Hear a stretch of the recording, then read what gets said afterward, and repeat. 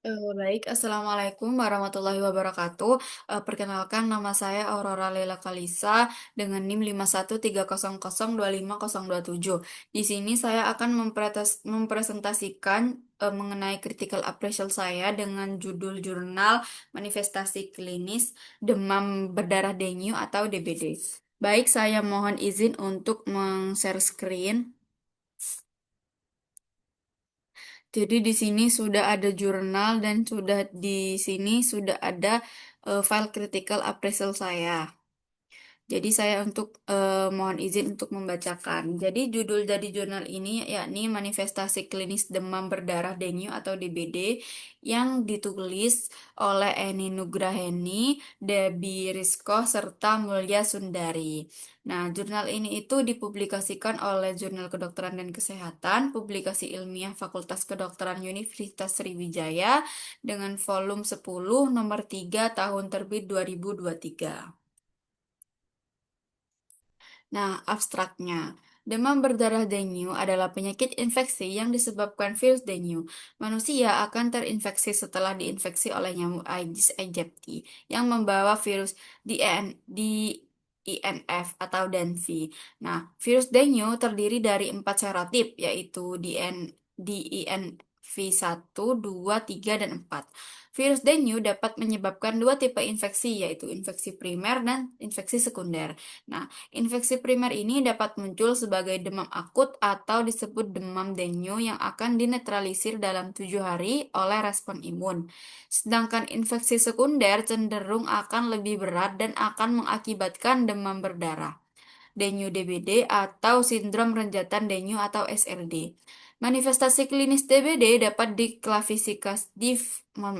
diklasifikasikan berdasarkan kondisi klinis pasien dan hasil pemeriksaan penunjang. Kasus simptomatik dapat dibedakan menjadi beberapa klasifikasi. Di antaranya adalah undifferentiated febrile illness, demam dengue, demam berdarah dengue, sindrom renjatan dengue, dan unusual dengue. Nah, manifestasi klinis dapat berdampak pada organ dan sistem yang ada di seluruh tubuh. Manifestasi klinis dengue bervariasi dari yang ringan sampai dengan yang berat. Manifestasi utama berupa adanya plasma lea- leakage yang digambarkan pada fase awal adanya pendarahan ringan sampai berat. Tanda plasma leakage juga dapat ditemukan pada multiple organ. Klasifikasi DBD dapat dilakukan berdasarkan dari Jurnal WHO 1997 dan WHO 2009. Manifestasi klinis ini penting diketahui dan dipahami untuk menegakkan diagnosis yang cepat sehingga dapat melakukan penatalaksanaan DBD dengan baik sehingga mengurangi angka morbiditas dan mortalitas.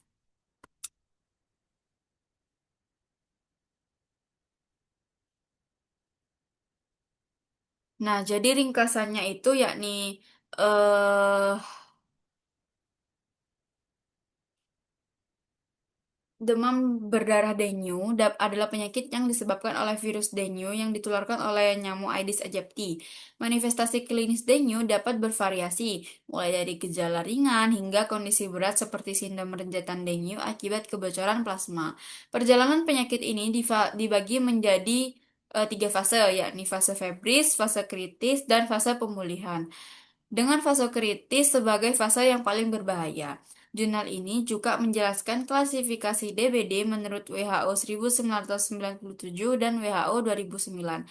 Jadi membandingkan dua jurnal, di mana klasifikasi WHO 2009 dinilai lebih sensitif dalam mendeteksi kasus dengue berat, sehingga penting untuk diagnosis dini dan penata laksanaan yang tepat guna menurunkan angka kesakitan dan kematian. Nah, jadi saya akan membahas mengenai analisis kritis, yakni ada kelebihan, kekurangan, dan solusi. Saya izin membacakan pendahuluan terlebih dahulu terdahulu.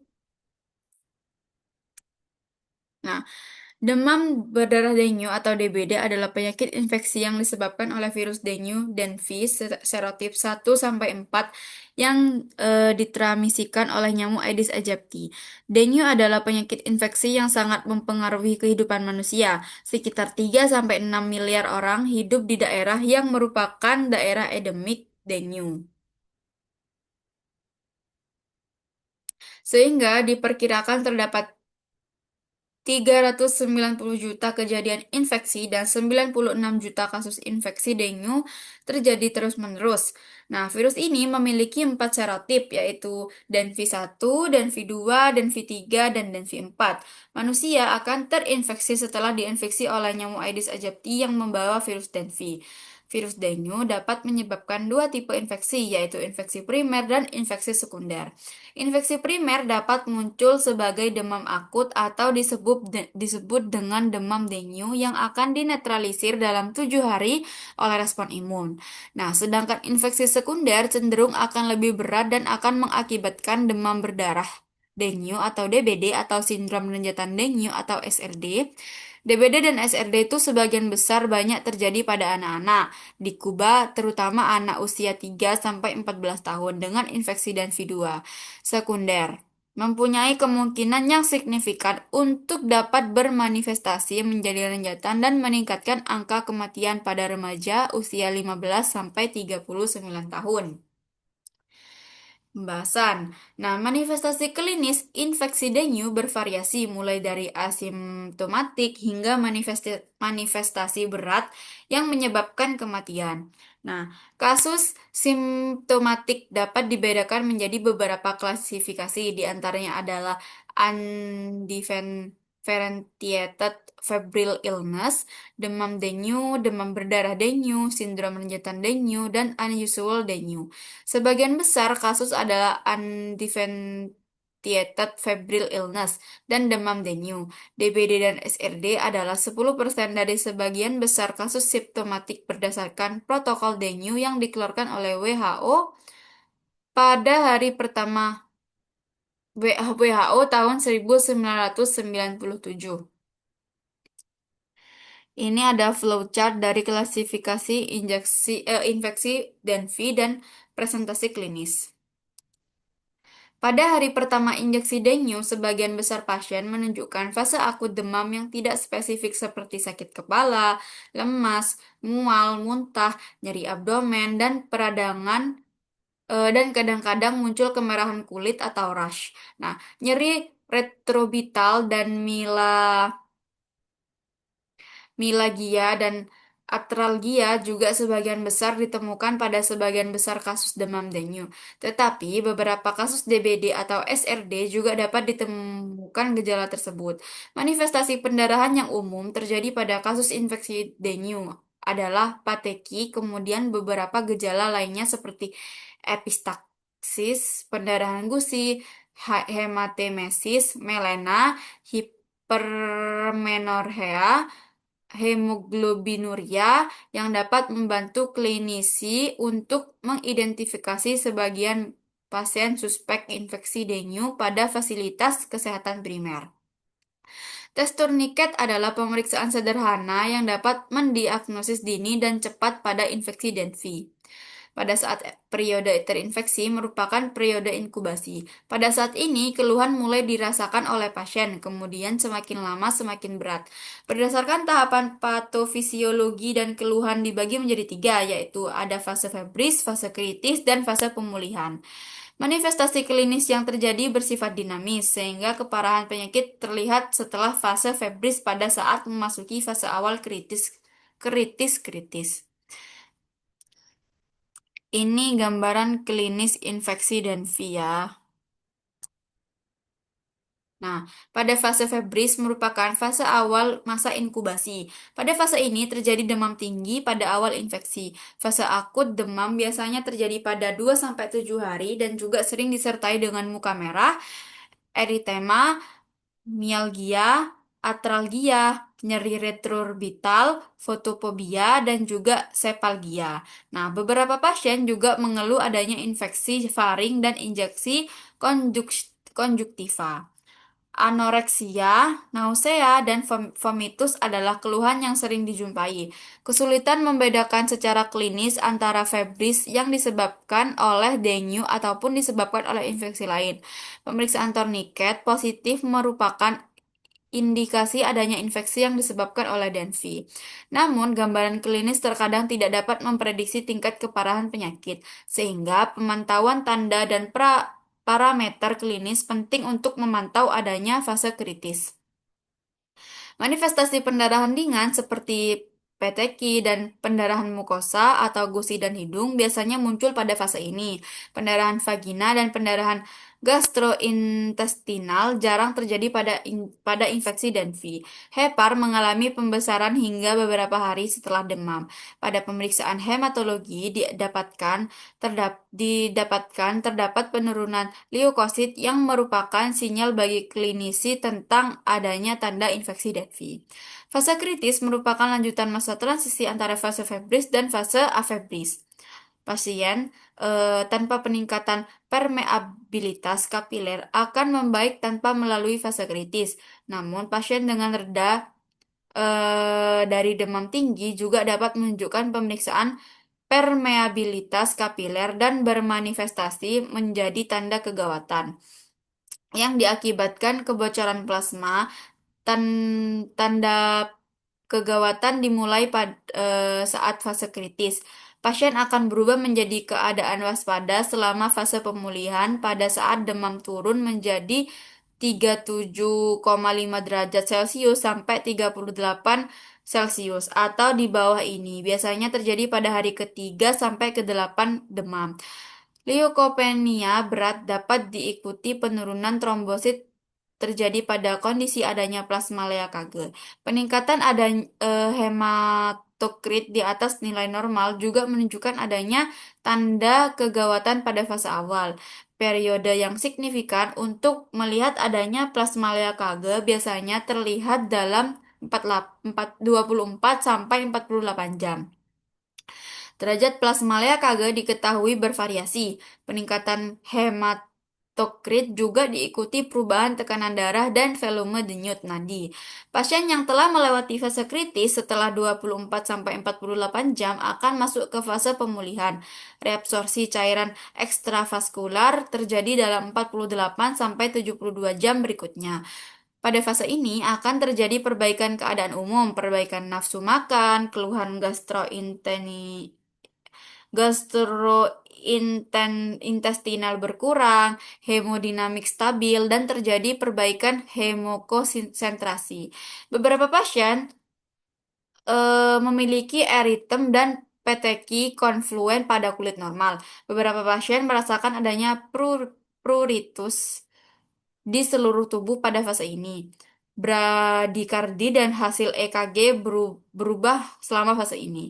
Nilai hematokrit stabil dan menurunkan kembali karena adanya efek dilusi dan reabsorpsi cairan. Leukosit biasanya akan mulai meningkat pada fase pemulihan, namun pemulihan perbaikan trombosit agak terlambat setelah leukosit.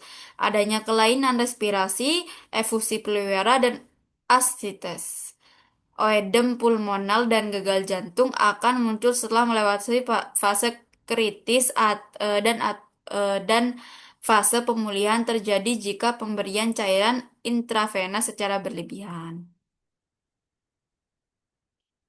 Ini ada fase febris, ini tanda-tandanya dehidrasi, demam tinggi, menyebabkan kelainan neurologis dan kejang pada anak. Fase kritis, shock dengan adanya plasma Kage, hemoragie berat dan kegagalan organ. Fase pemulihan, hipervolemia terjadi jika terjadi intravena berlebihan dan oedem akut pulmonal. Hmm. Fase terberat secara klinis dari manifestasi klinis adalah fase severe. Severe dengue adalah kegawatan yang terjadi pada infeksi dengue yang diikuti dengan satu atau beberapa gejala di bawah ini. Adanya plasmalia Kg yang akan muncul shock dan akumulasi cairan dengan atau tanpa respiratory distress dan atau pendarahan hebat dan atau kegagalan organ berat selama vaskular permeabilitas meningkat, hipovolumia semakin memburuk dan menjadi pasien shock. Ini biasanya terjadi pada hari keempat atau kelima dari mulai gejala dan terlihat sebagai tanda yang terjadinya kegawatan. Selama tahap awal shock, mekanisme kompensasi untuk mempertahankan tekanan darah sistolik yang normal sehingga akan memunculkan takikardi dan adanya vasokonstriksi perifer dengan penurunan perfusi pada kulit, akral dingin, dan penurunan capillary refill time. Yang berbeda adalah tekanan darah diastolik nilainya naik menuju tekanan sistolik dan menyempit seiring meningkatnya resistensi daerah perifer. Pasien shock yang diakibatkan infeksi dengue sering tetap sadar. Dokter bisa mengira hal tersebut normal dan salah menilai kondisi kritis pasien. Ketika terjadi kompensasi, maka kedua tekanan sistol dan diastol akan menghilang secara tiba-tiba. Shock, hipostensi, dan adanya hipoksia yang lama akan menyebabkan kegagalan multiorgan dan menyebabkan tata laksana yang cukup sulit. Pasien dengan demam berdarah yang berat kemungkinan memiliki kelainan koagulasi, namun ini biasanya tidak menyebabkan pendarahan yang hebat. Pendarahan hebat biasanya berkaitan dengan kombinasi dari beberapa hal seperti trombositopenia, hipoksia, dan asidosis yang menyebabkan kegagalan organ multiple dan koagulasi intravaskular diseminata.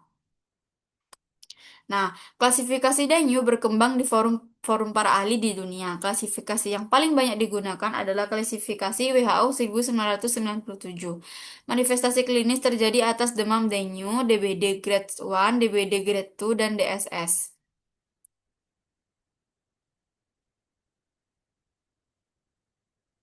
Nah, klasifikasi lain dari infeksi dengue adalah berdasarkan klasifikasi WHO 2009. Berdasarkan klasifikasi WHO 2009, terdapat perubahan epidemiologi dengue, terutama adanya peningkatan jumlah kasus orang dewasa dengan dan tanpa penyakit penyerta, serta penyebaran dengue ke wilayah lain di dunia menyebabkan adanya perubahan klasifikasi WHO yang ada. Protokol ini menggunakan kategori klinis berdasarkan keluhan dan gejala klinis dan hasil pemeriksaan penunjang yang ditampilkan pada tabel berikut.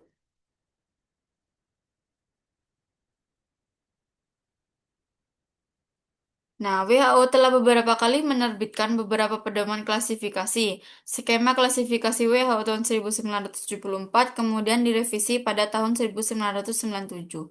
Skema klarifikasi 1997 didasarkan pada adanya persyaratan klinis atau tanda biologis untuk mengklasifikasikan derajat keparahan sesuai penyakit. Namun, Santa Maria dan DKK menyatakan karena tingkat kasus demam berdarah meningkat dan menyebar luas di Asia dan Amerika, maka banyak klinisi yang dihadapkan pada spektrum yang cukup luas pada infeksi dengue, sehingga kesulitan dalam menggunakan klasifikasi WHO pada tahun 1997 dalam triase dan manajemen klinis.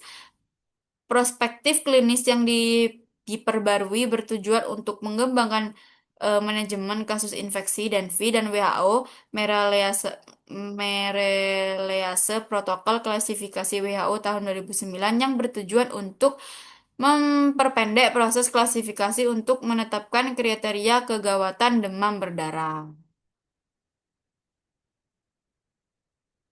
Nah, berdasarkan studi yang dilakukan pada tahun 2020 yang membandingkan klasifikasi WHO tahun 1997 dan 2009 menunjukkan bahwa klasifikasi tahun 2000 mohon maaf, klasifikasi WHO tahun 2009 lebih sensitif dalam mendeteksi dan melaporkan kasus infeksi dengue ini. Klasifikasi ini memungkinkan untuk mengklasifikasikan lebih banyak kasus infeksi dengue yang akan berkontribusi untuk manajemen infeksi dengue yang lebih baik dan lebih tepat, sehingga mengurangi angka kematian. Perbaikan dalam melakukan diagnosis dini sebagai prediksi risiko pemahaman diperlukan dalam upaya penelitian dan pencegahan.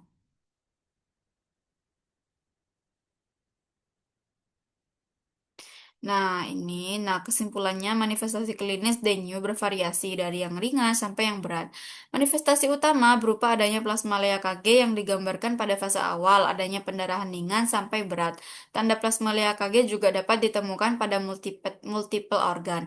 Klasifikasi derajat kegawatan dapat menggunakan klasifikasi tahun 1997 dan WHO tahun 2009.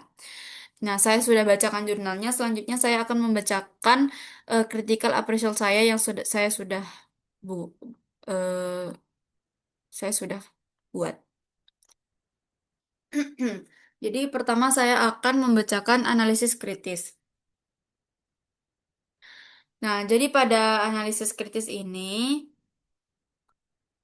eh ada kelebihan, kekurangan, serta ada solusi. Nah, dari hasil penilaian kritis, jurnal ini tuh memiliki beberapa kelebihan. Pertama, pembahasannya itu cukup lengkap dan sistematis mengenai manifestasi klinis DBD, termasuk keterlibatan berbagai organ tubuh. Selain itu, jurnal ini tuh juga didukung oleh banyak referensi ilmiah yang relevan serta membandingkan dua klasifikasi WHO, yakni tahun 1997 dan 2009 sehingga bermanfaat bagi tenaga kesehatan dalam memahami dan menentukan derajat keparahan dengue secara kritis. Nah, namun meskipun ada kelebihannya, jurnal ini tuh juga memiliki beberapa kekurangan, yakni tidak adanya data penelitian primer, jadi tidak ada kasus langsung karena jurnal ini tuh bersifat tinjauan pustaka. Akibatnya jurnal ini tuh tidak menyajikan data statistik, angka kejadian maupun hasil observasi langsung di lapangan. Selain itu, jurnal ini tuh juga belum banyak mengangkat data epidemiologi lokal. Padahal data tersebut tuh sangat penting untuk menggambarkan kondisi nyata DBD di masyarakat. Aspek pencegahan DBD juga belum dibahas secara mendalam, sehingga jurnal itu lebih berfokus pada aspek klinis dibandingkan upaya promotif dan preventif. Nah, terus untuk solusi dan saran perbaikan dari saya ya, sebagai solusi ini, jurnal ini tuh dapat dikembangkan lebih lanjut dengan menambahkan penelitian lapangan atau data klinis pasien DBD, sehingga hasil kajian menjadi lebih aplikatif. Penulis juga dapat menyertakan analisis statistik untuk memperkuat kesimpulan. Selain itu, penggunaan bahasa yang lebih sederhana dan penambahan pembahasan mengenai pencegahan DBD di masyarakat dapat meningkatkan manfaat jurnal tidak hanya bagi tenaga kesehatan, tapi ketika menggunakan bahasa yang lebih sederhana tuh bisa dibaca oleh masyarakat umum. Selanjutnya topik mohon maaf.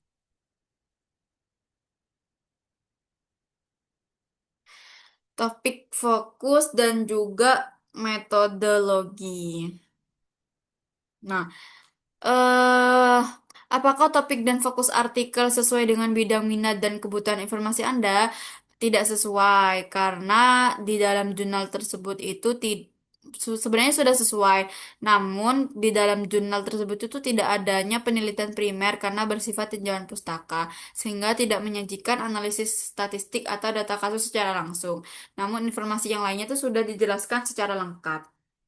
Apakah topik dan fokus artikel memenuhi standar ilmiah? Ya, sudah sangat memenuhi. Topik dan fokus jurnal ini juga sudah memenuhi standar ilmiah karena pada jurnal tersebut terdapat data, masalahnya nyata, dan ada kesimpulannya.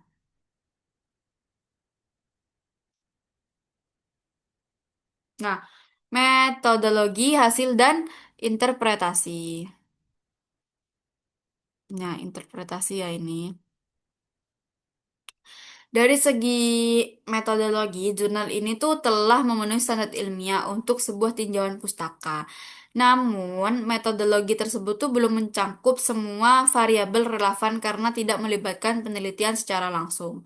Hasil yang disajikan dalam jurnal ini tuh dinilai memenuhi standar ilmiah karena seluruh data itu bersumber dari lembaga resmi seperti WHO dan Kementerian Kesehatan. Interpretasi hasil juga dilakukan secara hati-hati dan tetap merujuk pada penelitian sebelumnya, meskipun belum sepenuhnya mempertimbangkan keterbatasan penelitian.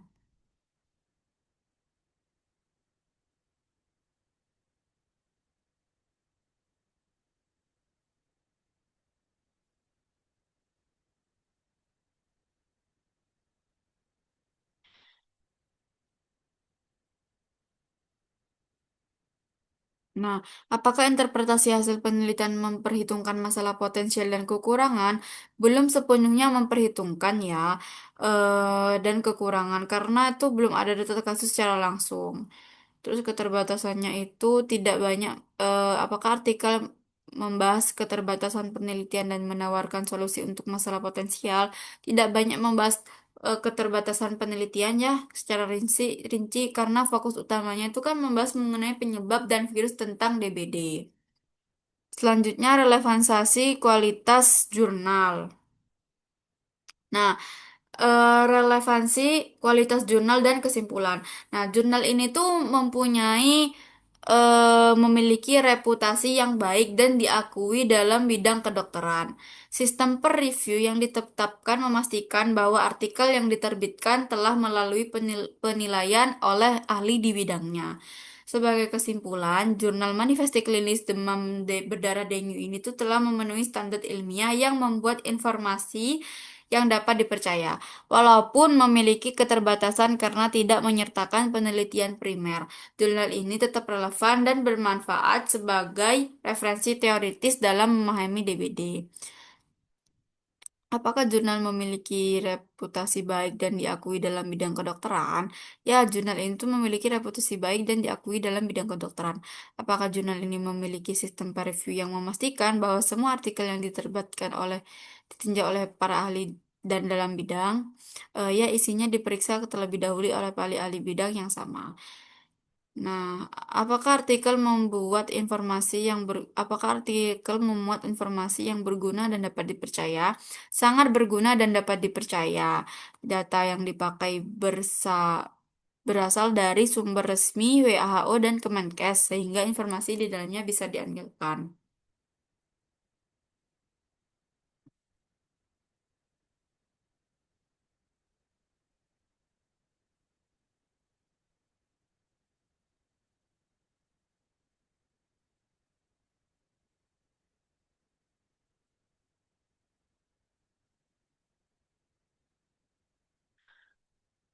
Relevansi dan kualitas jurnal. Nah, apakah jurnal memiliki reputasi baik dan diakui dalam bidang kedokteran? Ya, jurnal ini tuh memiliki reputasi baik dan diakui dalam bidang kedokteran.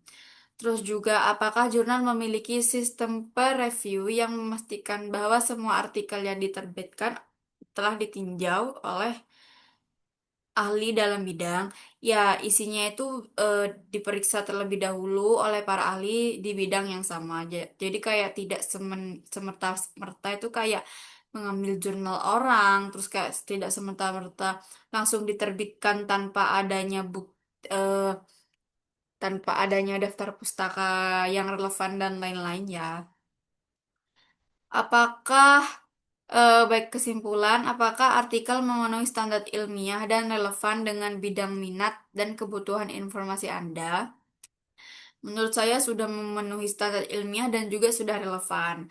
Nah, apakah artikel memuat informasi yang berguna dan dapat dipercaya? Sangat berguna dan dapat dipercaya.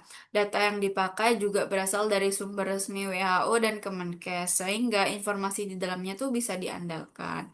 Nah, sebagai kesimpulan, sebagai kesimpulan, Jurnal Manifestasi Klinis Demam Berdarah Dengue ini tuh telah memenuhi standar ilmiah dan membuat informasi yang dapat dipercaya. Meskipun memiliki keterbatasan karena tidak menyertakan penelitian primer, jurnal ini tetap bermanfaat sebagai sumber referensi teoritis dalam memahami DBD. Demikian pembahasan critical appraisal dari saya. Mungkin ada salah kata dan salah perbuatan yang tadi saya perbuat. Semoga penjelasan ini bermanfaat.